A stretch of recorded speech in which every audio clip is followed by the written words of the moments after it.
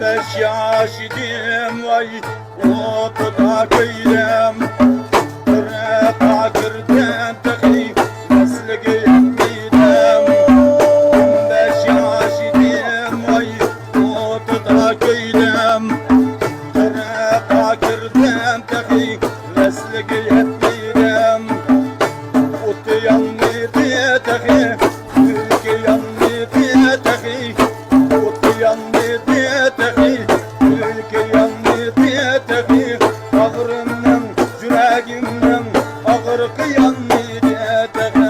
Ağrımdan yüreğimden ağır kıyandı tıkı.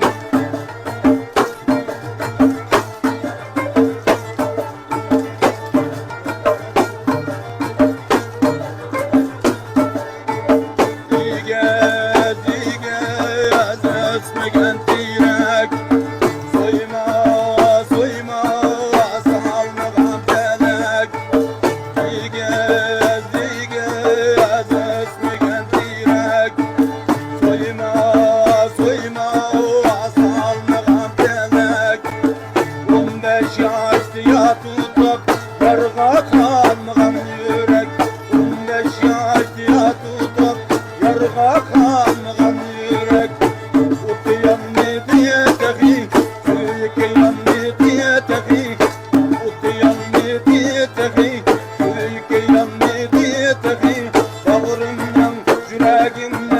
Ağır kıyandı tıkı, bağrımdan yüreğim